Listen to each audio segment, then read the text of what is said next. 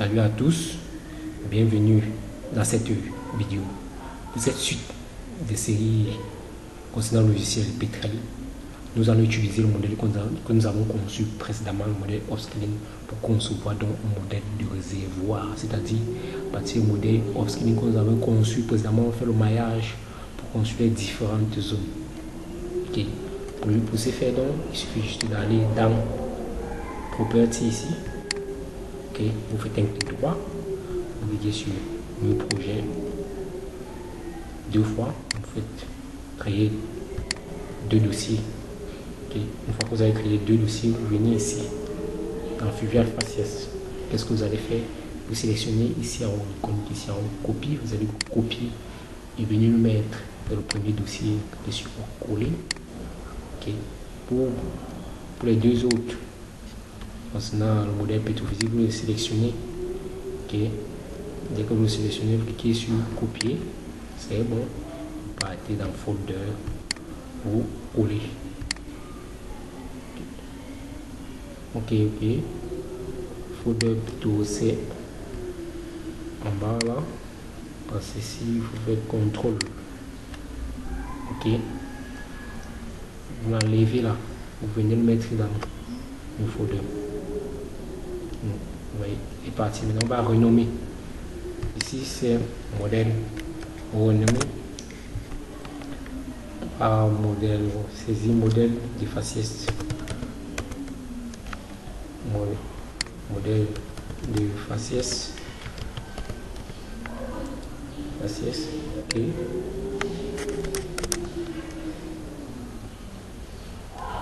Ok. Pour le second, ça sera.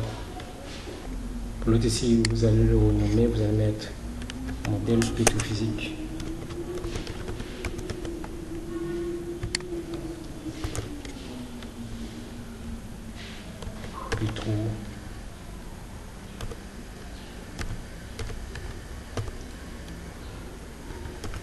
Pétrophysique. Ok. On va lever copie là.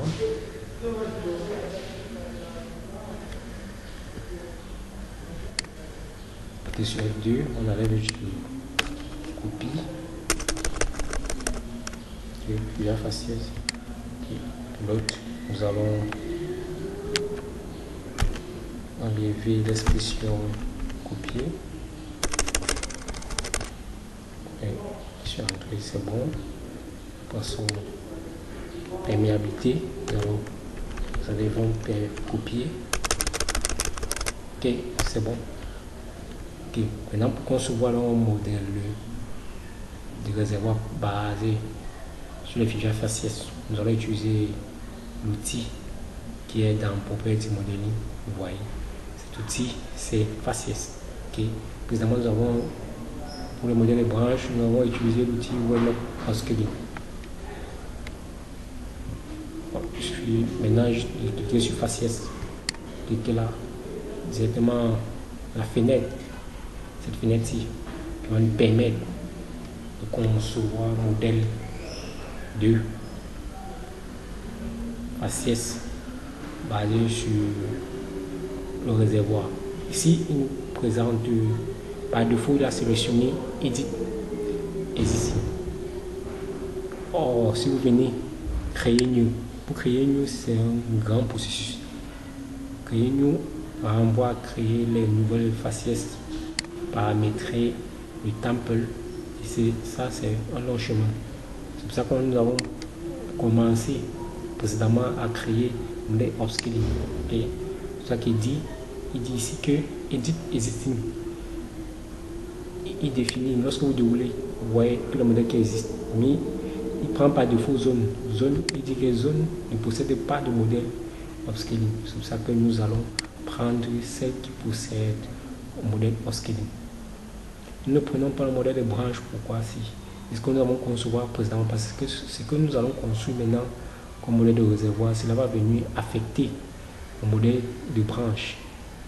Il va donc modifier les paramètres. Soit on prend le deuxième qui est le modèle, parce que dès que vous le sélectionnez là, il dit que quoi, le modèle upscaling existe. Ok. Nous reformons Refermons cette clé. Ici, cet outil-ci permet juste de faire des modifications si au cas où vous avez eu des problèmes. Ici, c'est les modifications basées sur les facettes. Ici, nous avons aussi les modifications basées sur les propriétés des différentes fluviales facettes que nous avons rencontrées. Okay? Au niveau des zones, donc, si vous voulez modifier au cas où vous avez rencontré certains problèmes, vous pouvez ici venir ici pour le modifier, mais nous n'allons rien faire ici. Je voulais juste vous montrer. Et ici, c'est pour les facettes, pour pouvoir modifier les différentes facettes rencontrées. Donc, ce sont les outils d'accès rapide pour une quelconque modification. Maintenant, sur Common, je vais cliquer sur Common ici. C'est juste ici pour général, pour concevoir, parce que nous allons concevoir les différentes zones. Si vous voulez que vos zones soient de type effectuer un certain nombre de filtrages à l'intérieur, ou soit augmenter le nombre de zones internes. Okay, un découpage interne de la zone que vous avez choisi. Vous pouvez utiliser Common ici. Okay, vous cliquez juste là et vous ajoutez le nombre de coupages que vous voulez ici. Okay, mais nous n'allons pas l'utiliser. Maintenant, la zone filtre, lorsque vous venez dans la zone filtre, voilà ce qui nous intéresse aujourd'hui. Okay, Global 7, on laisse ça par défaut. Maintenant, la zone qui est en couleur. Okay, lorsque vous sélectionnez cette couleur disparaît. Ici, lorsque il se présente de cette façon, c'est pour dire quoi? Lorsque vous allez appliquer, vous allez cliquer sur Apply, il va concevoir les zones dans toutes les structures que vous avez sélectionnées. Ça veut dire quoi? Que lorsque vous allez avoir plusieurs zones que nous avons créé précédemment, il va concevoir un modèle de réservoir basé dans toutes ces zones-là. C'est ça qu'ici, il faut sélectionner zone pour pouvoir spécifier les différentes zones, les zones que nous avons créées précédemment. C'est ici qui sont au nombre de 6. Nous allons prendre d'abord le premier. Et à une zone pour la création d'un modèle de réservoir, on doit l'affecter certaines méthodes. Et chaque méthode regorge maintenant un certain nombre d'algorithmes, c'est-à-dire une procédure basée sur les formules mathématiques qui vont concevoir dans notre réservoir. Okay. Et pour ouvrir un ensemble de cette méthode, qui est juste sur cette clé-ci. Okay. Voilà la méthode basée sur les zones. Voilà l'ensemble des méthodes qui existent dans Petrel. Okay. Ici, il ne vous renvoie pas seulement à choisir n'importe quelle méthode à appliquer sans connaître le fond de la chose. Bon. Et vous allez aller dans Google, vous prenez le nom d'une méthode, vous le saisissez dans Google, vous tapez pour avoir plus en plus d'informations concernant cette zone-là en question. Ok. La première zone que nous allons utiliser ici, la première méthode, c'est la méthode de SN Value. Ici, cette méthode est très simple. C'est-à-dire dans les paramètres, c'est que nous devons injecter pour qu'il puisse concevoir l'algorithme. L'algorithme propose comme élément d'entrée. Vous pourriez choisir la méthode indéfinie ou soit constant valeur ou d'autres propriétés ou surface ou vertical function. Et nous allons nous limiter ici à constant valeur. Ok. Dans constant valeur, nous allons attribuer la première couche ou ici première zone de les formations, la première formation que nous avons rencontrée qui est le sable. Okay. Une fois que nous avons sélectionné le sable ici, il suffit juste d'appliquer sur Apply et c'est tout. On va concevoir la méthode basée sur Assign et SN Value, c'est très simple. Quand c'est terminé, cliquez sur OK. On passe à que ça charge. C'est la méthode filière faciès. Qu'est-ce que nous allons faire? Le modèle basé sur les filières faciès, vous voulez sélectionner juste directement ça va se désélectionner. Ok, et vous allez constater ici avec moi que ce modèle le voici là, basé sur les Fluvial faciès au niveau de base de pétacée d'octabre. Vous voyez, tous les zones filtres ici ont été sélectionnées. Vous constatez à moi que ce qui suit, ce sont voici les branches de modèle upscaling pour les autres zones. Okay. Par exemple, si je découche là, je couche tout, je couche base détachée juste. Voilà donc le modèle EVRH qui a été construit. Bon, l'algorithme que nous avons utilisé ou la méthode que nous avons utilisée, l'algorithme s'est servi de calculer et ressortir ce résultat pour nous. Ok, on recule un peu pour bien le visualiser. Voilà à quoi ça ressemble. Ok, et nous avons juste attribué juste le sable. Constatez que le jaune renvoie juste au sable. Ok, on va essayer de continuer. Je sélectionne juste la seconde zone directement. La seconde zone ici, on ne voit pas très bien.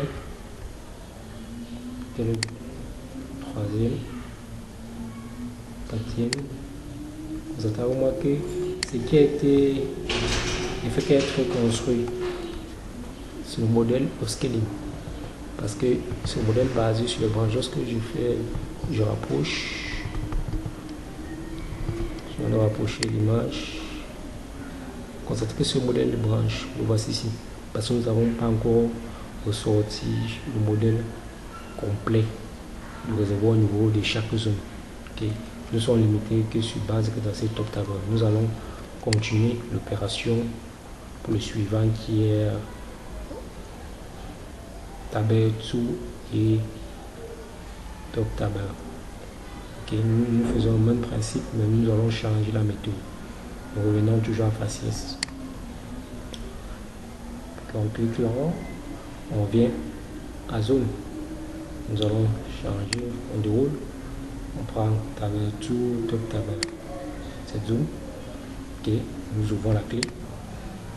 Ce que nous allons faire ici, c'est que nous allons attribuer maintenant notre méthode qui est la méthode séquentielle simulator. Nous déroulons et nous allons choisir notre méthode simple à construire. Ok, oui. Si la méthode est utilisée, nous allons prendre par défaut ce qui a été défini par défaut. Ok, pour le visualiser, c'est juste là. Séquentiel indicateur.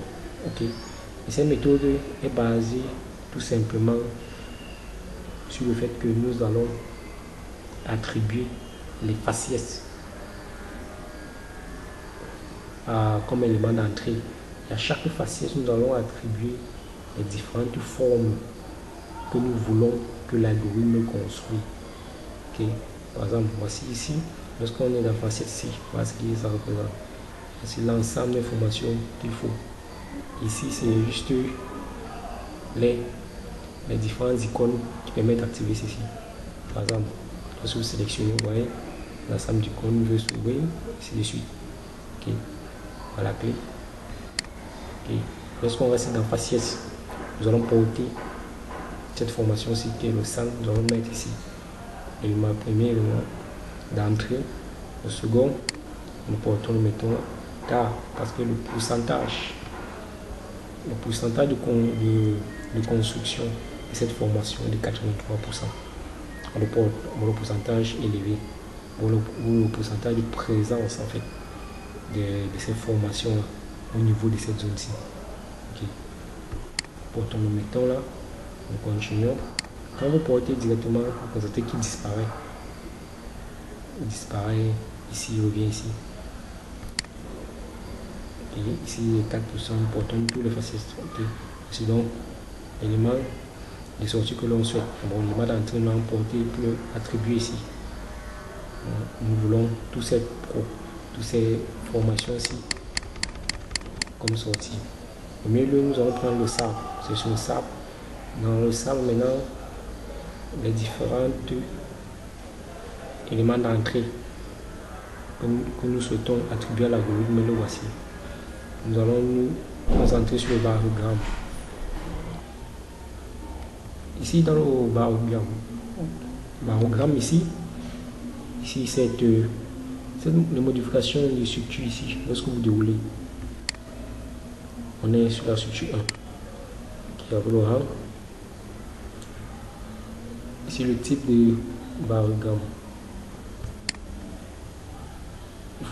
Ici, il faudrait au préalable, comme type de barogramme, nous allons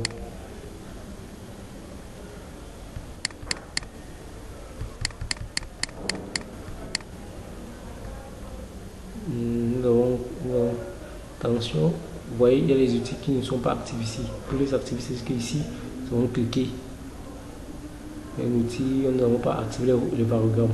Ok, pour l'activer, cliquez juste là. Sinon, constatez que les barogrammes sont actifs. Okay. C'est pour les barogrammes ici, les attributs de la probabilité. On va constater, lorsque vous cliquez là, c'est l'impact sur la partie ici. Okay. Laissez le cocher, c'est bon. Lorsqu'il n'est pas coché là, constatez, soit il est actif, soit il n'est pas actif. Okay. Essayez de remarquer si les barogrammes ne sont pas actifs, c'est ce que vous allez cliquer ici. Il n'est pas actif. Okay. Alors, c'est comme les variables sont actifs, nous allons aller première information ici. Et lorsque vous êtes là, il faut que lorsque vous cochez ici, ça veut dire que c'est les motivations que vous avez fait ici sur le sable doivent s'appliquer dans toutes les formations, qui vont suivre. Si ici est coché de votre côté, il faut le décocher. Ok, pour que les modifications que vous avez faites au niveau de ces formations n'affectent pas les autres. Okay. Bon, nous allons aller dans Sun. Maintenant, à ce niveau-ci, si vous voulez plus en plus d'informations concernant cette image ici, venez juste mettre votre cuissé ici. Bon, à chaque type de barogramme, par exemple, nous avons le type exponentiel sphérique. Nous avons la forme, à quoi renvoie la forme de chaque type, la courbe de chaque type de barogramme. Par exemple, nous allons prendre le barogramme exponentiel où la forme a changé. Maintenant, pour paramétrer maintenant cette visibilité ici, nous avons la forme des différentes variations des courbes ou des anticlinales pour la construction du modèle basé sur top table 1, table 2. Alors c'est juste comment, ici, ça permet juste de paramétrer comment visualiser la distribution des faciès le long de notre structure. Bon, nous allons juste modifier cette surface-là, la distribution en fait. Bon, dans cette distribution, comme l'élément d'entrée, il faudrait mettre les paramètres de rang anisotropique, bon, les valeurs minimales, max minimal et les propriétés verticales. Ok, pour vous avoir plus en plus d'informations, mettez juste le point d'interrogation là, vous allez avoir la signification de chaque élément. Ok. Bon, comme valeur minimale pour le cas du sable, voilà maximal plutôt. Vous allez mettre en premier le 8000 là, 8000, ensuite 7000, 7000. Nous avons ici qui respecte l'ordre. Si vous partez dans la valeur maximale, vous venez faire le contraire, ça va marquer une erreur. Dans les verticales, nous allons mettre 10. Constatez avec moi que quand vous modifiez directement la forme ici, cette forme ici change. Ok. Maintenant, concernant la direction, l'orientation de la direction, c'est facile, nous avons l'azimut. l'azimut qui renvoie à la direction. Okay. Pour l'azimut ici, là, nous allons mettre comme valeur 20. 20. Ici, l'angle, nous allons laisser ça à 0. Constatez que lorsque vous cliquez là, directement, ça a changé. Et pour modifier l'azimut facilement, vous pouvez soit le modifier de cette façon-ci. Okay. Nous allons rester à 20. Bon, vous constatez que l'azimut avant moi, ici, c'est la direction de propagation de ces faciès là lorsqu'il va concevoir un modèle basé sur cette zone-ci. Okay. Une fois que c'est terminé, vous allez au second finissant. Okay. Second faciès qui est le finissant. Okay. Constatez à moi que lorsque vous quittez finissant, le type de variogramme c'est sphérique. Lorsque vous revenez ici là, le type c'est exponentiel. C'est parce que nous n'avons pas coché ici. Okay. Maintenant on a finissant. Change juste le type pour aller rapidement. Exponentiel, nous allons changer juste l'azimut ici. Première valeur, nous allons mettre 7500. Bon, de votre côté, mettez les valeurs que vous voulez, mais vu que ça respecte la chronologie de l'ordre. 1500. Et aussi, nous allons tout rester à vertical 10. Et forme directement l'orientation de l'azimut. Vous voyez souvent OS a été réduit. Maintenant, l'azimut ici, nous allons mettre, dans notre cas ici, nous allons mettre 30. Ok. Dans la direction suivant l'anisotropie, suivant OS, lorsque vous modifiez, vous voyez, ça rétrécit le cercle devient petit. Et je vous ai dit précédemment qu'un matérialise la distribution des faciès lorsque le modèle va être construit. Okay. Maintenant, nous sommes au niveau des gros sables ici. Nous changeons type exponentiel. L'anisotropie, pour le cercle, nous allons mettre, pour le second, nous allons mettre 1000 et 1500. 500 en vertical, on peut rester à 10. Okay. Et l'azimut ici, la direction ici, nous allons rester à 25. Ok. Le dernier ici, nous allons un petit peu là, nous allons prendre exponentiel, l'anisotropie, nous allons prendre 4500. Ok. 4500. On a pris 4500, nous allons prendre 1500. 1500 vertical là. Il reste à 10. L'azimut reste à 25.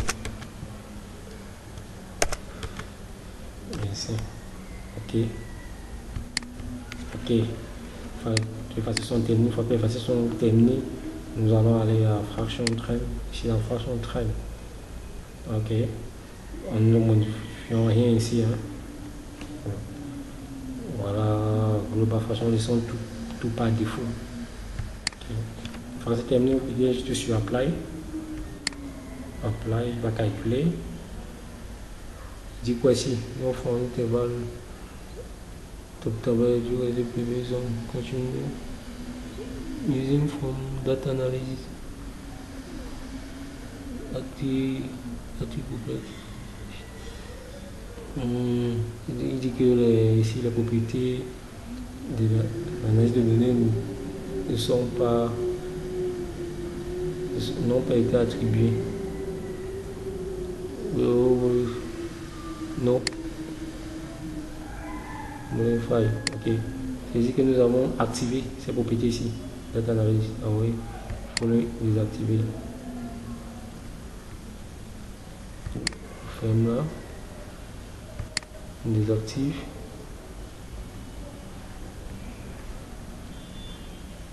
Ok. La mission on désactive là. Quand je apply.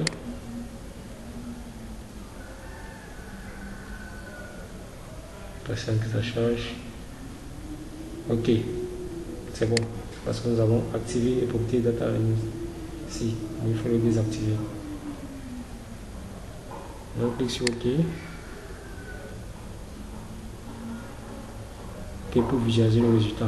Après, nous allons revenir pour la seconde couche. Notez qu'ici, lorsqu'on désactive ceci, on était à ce niveau-ci. Nous désactivons le second. Nous désactivons ceci. Nous désactivons ceci. Tac. Nous prenons, on était à quel niveau ici? Pour bien le vide. Table tout. Et top table. On sélectionne là. On sélectionne là. Constatez. Voilà donc ce modèle basé sur le simulateur de Valgam. Ok. Et c'est ce type-ci qu'il a construit en fait, basé sur le simulateur d'indication de simulation, le simulateur séquentiel. Okay. Ça donne la méthode et comment la distribution des formations par la méthode de simulation d'indication séquentielle. Elle était propagée le long de notre structure. Ouais, comment l'ensemble du sable d'argile, les gros sables, les sables fins a été distribué le long de notre zone. Ok. Vous voyez comment il y a la présence d'argile là, la présence de gros sable. Vous voyez un peu. Ok. Maintenant, nous continuons toujours. Nous allons toujours retourner dans notre faciès.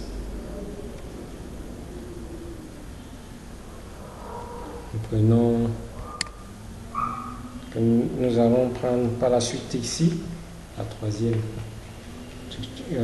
zone, donc table 1 et table 2. Ok. Ici, pour cette troisième zone-ci, nous allons choisir donc dans ce cas-ci une autre méthode. Venez ici. On va prendre la seconde zone. Maintenant, nous ouvrons la clé pour choisir la prochaine méthode. Nous allons choisir ici. C'est la méthode basée sur stochastique. Nous allons chercher là, la volume séquence éducation. Ici, objet modeling stochastique. Vous le prenez là, vous sélectionnez. Là, on patiente. Vous voyez à quoi ça renvoie. Ok. Ici, il nous propose comme élément d'entrée dans la gomme qui est le faciès body. Ici, nous allons cliquer ici pour faire entrer à New Channel. Cliquez là. Premier, voilà la chaîne que nous devons faire entrer. Dans cette chaîne-ci, dans Setting, vous constatez là vraiment que dans Setting-ci, cela renvoie ici à nos différents faciès. Ok. Ici, les faciès qu'il a pris en premier lieu. Nous avons, comme président, nous avons pris le sable. Vous pouvez choisir parce que vous pourriez prendre. Ok. Dans ce cas, la méthode stochastique, elle est très probabiliste. Parce que quoi, elle intervient même dans les différents anticlinales et les différentes montées, les inclinaisons en fait, les cônes de propriété est très profond en fait, ne sont pas limités. Bon, ils paramètrent la côte, l'élément de côte ici, l'élément de côte inférieure et la côte supérieure. Ils paramètrent toutes ces procédures-là, même les inclinaisons internes. Voilà pour cette couleur jaune. Même cette couleur aussi qui est rouge aussi, le paramètre prend en compte ça. Ok, on est dans setting ici. Qu'est-ce que nous avons fait ici dans fraction? Vous voyez, on prend d'abord la première formation, nous allons laisser ça par défaut. Ok, vous allez dans layout ici, layout. Ok, constatez ici que nous allons commencer pour paramétrer ici la prise en compte l'inclinaison basée sur la couleur quoi. Ici les différentes inclinaisons, les anticlinales, la forme de ces anticlinales. Vous voyez ici vous pouvez changer l'orientation, tout ça, là tout paramétrer ça. Okay, voilà toutes ces propriétés là qu'il attribue sur ce tableau-ci. On pouvait changer l'orientation, ok, mais nous allons laisser par défaut. De votre côté, vous pouvez changer pour les modifications, mais nous allons laisser ça par défaut comme ça. Maintenant, la section, ça veut dire, il prend en compte maintenant, vous voyez la côte, vous pouvez modifier ici sa taille et son épaisseur. Nous allons la laisser par défaut les propriétés qui doivent appliquer ces triangulaires, ok, concernant la taille et l'épaisseur, n'est-ce pas, de fou. Vous voyez comment il est tellement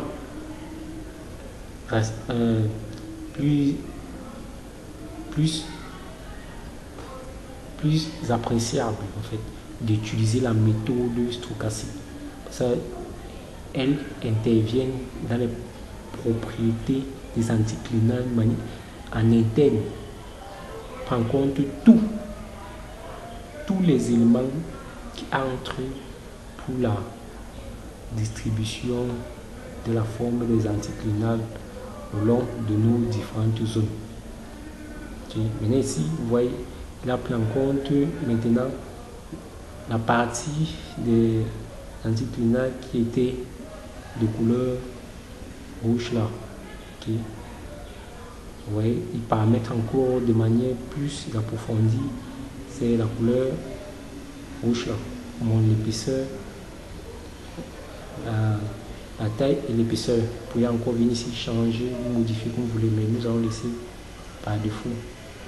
Pour pousser encore plus loin, vous pouvez encore entrer certains paramètres d'horizon. Si vous avez conçu peut-être des horizons, peut-être dans MATLAB, vous pouvez l'attribuer, envoyer cela pour plus en plus avoir les informations de manière plus approfondie. Ok. Bon. Dans ce cas-ci, nous allons laisser tout par défaut, comme ça. C'est juste pour vous montrer comment Petrel, en utilisant la méthode stochastique, il entre en profondeur sur la formation des différentes anticlinales. Okay. Nous ne modifions rien là. Nous avons juste à appeler la chaîne de construction en fait et attribuer les facettes que l'on veut. Okay. Mais nous allons juste rester ces deux facettes là. Une fois que c'est terminé, vous cliquez sur Apply. Je suis faire ok. Alors oui, nous avons ici, nous avons coché ceci, il faut le décocher. Et maintenant, cliquez sur Apply. Il va calculer, vous voyez, il a calculé là la progression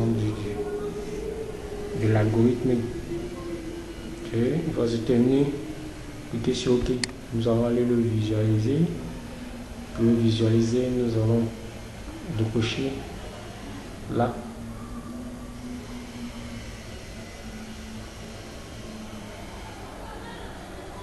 Cocher ceci. Nous allons sélectionner ceci. Vous voyez, cette distribution là. C'est basé sur le sable fin, le gros sable, vous voyez, et sur chaque question qui a été formée, vous voyez cette forme de former les anticlinales, la distribution de cette cette vibration-là. La côte haut, la côte bas, ainsi de suite, cette distribution, comment a été construite par Petrel. Pour plus d'informations, plus poussées, il faut aller faire les recherches pour savoir à quoi renvoie la méthode stochastique. Okay. Donc tu continues par la construction de la quatrième zone en déroule. Ce que nous allons faire ici, pour la construire la quatrième zone, nous allons fermer ceci. Quand je fais copier-coller, il faut faire les modifications. Alors, nous étions à la zone 6, table 1, table 2. Okay. Nous allons le copier. Lorsque vous allez copier, vous allez voir que coller va être actif. Le copier, directement les autres sont les différents, les deux modèles de collage est actif. Vous déroulez, vous venez, top table 1 et vous cliquez sur coller. Le premier collage, c'est seulement pour faire un collage seulement sur cette zone-ci. Mais si vous cliquez sur le second collage, c'est qu'il va faire les modifications dans toutes les zones. C'est ça qui dit collage pour toutes les zones. Bon, on fait collage juste là.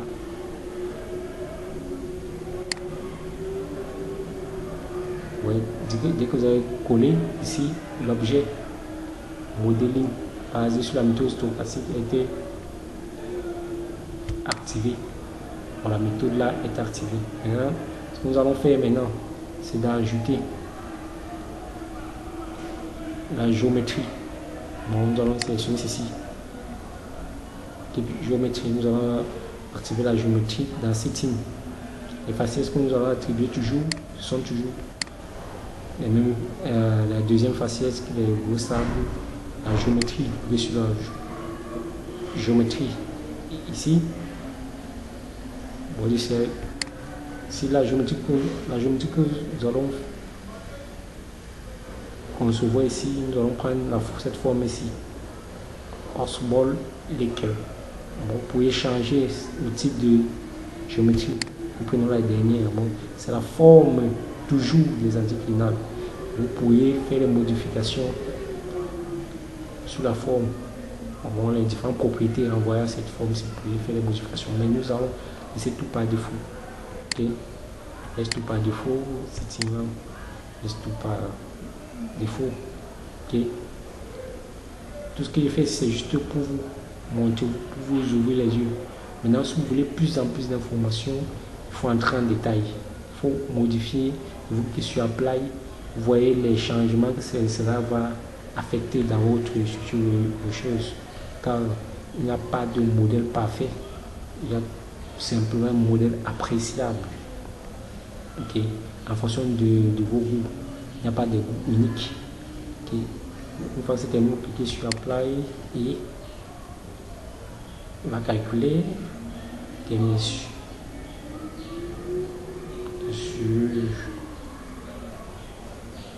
OK.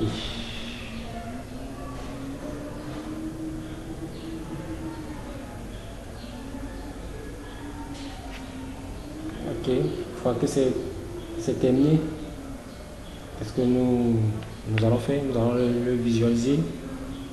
On était à ce niveau-ci. On va décocher ceci.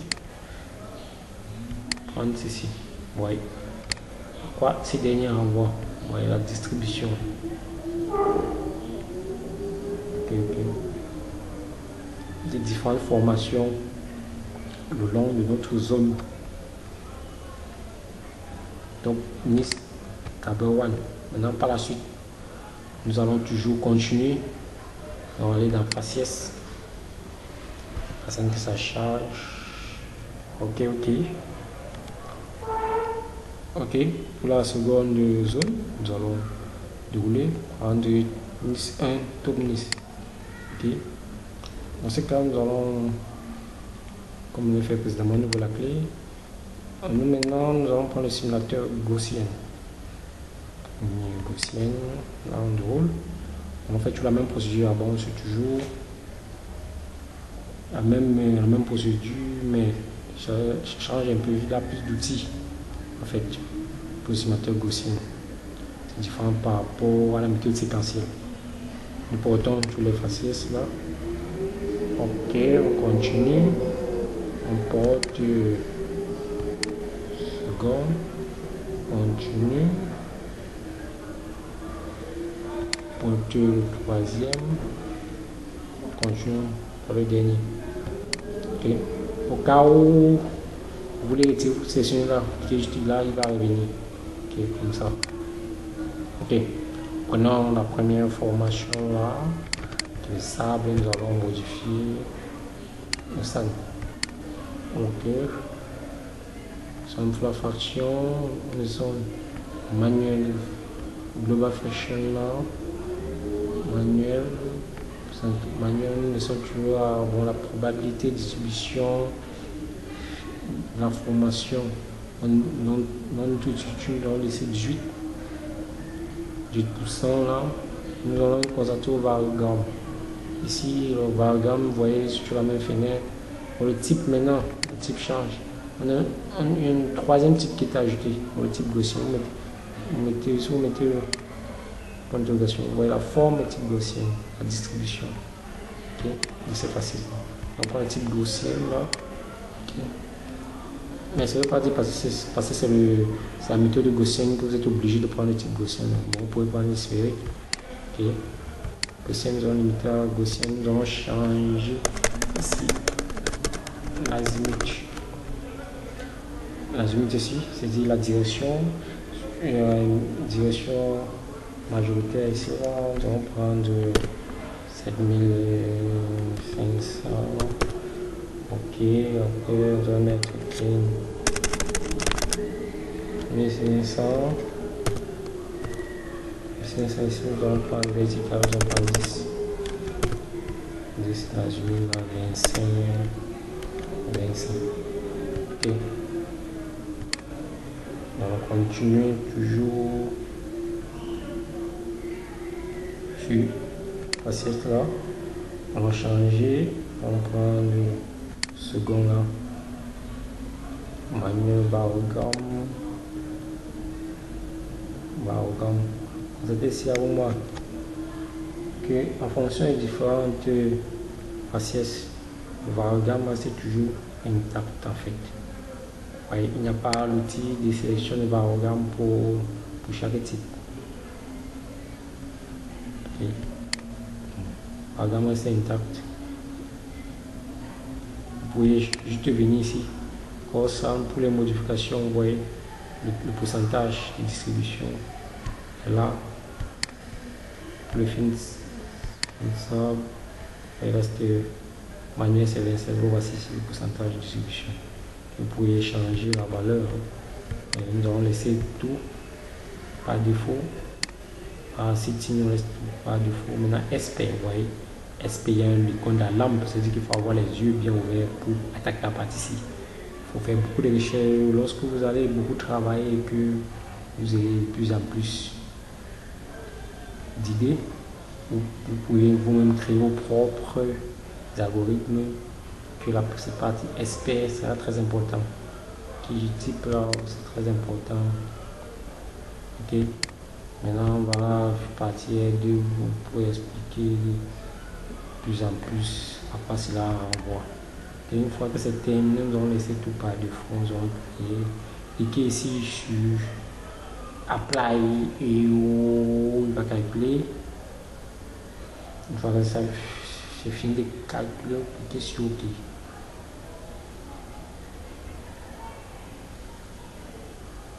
Ok.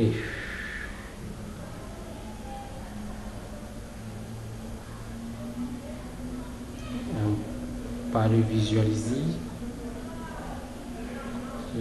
L'avant-dernière couche, on saisit.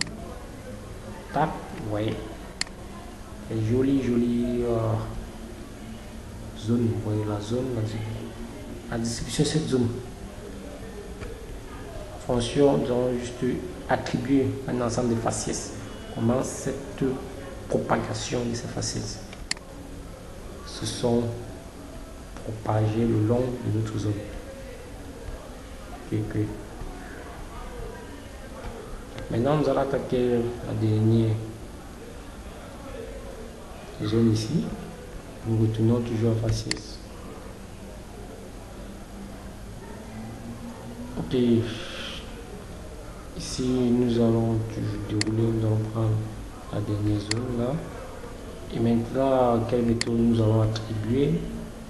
On déroule là. Ok. Zone douane, as, zone ébova. La zone ébova, oui, comme zone en dessous de la méthode. Ici là, c'est aussi simple possible. Il n'y a rien à paramétrer là, on dit simulateur des zones séparatoires. Vous pouvez utiliser toutes les zones qui se trouvent dans nos données pour concevoir. Ok. Ici, ok, sur faciès là, vous voyez, est-ce que c'est pour attribuer deux faces, toujours injecter les faciès dans les faciès. Oh, nous ne voulons pas ça. Ok, maintenant en utilisant cette méthode ici, il n'y a pas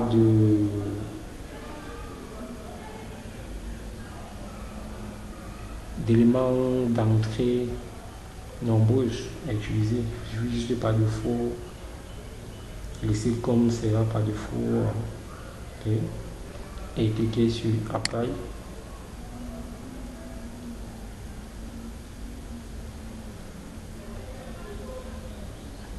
Ouais, comment il récupère toutes les méthodes que nous avons utilisées précédemment. Calcul. On clique sur OK. Nous allons voir le résultat.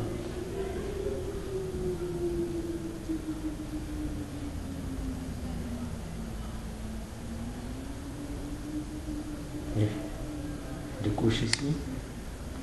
Et on clique là. Tac. Voyez. Le calcul a été fait pour toutes nos zones. Au niveau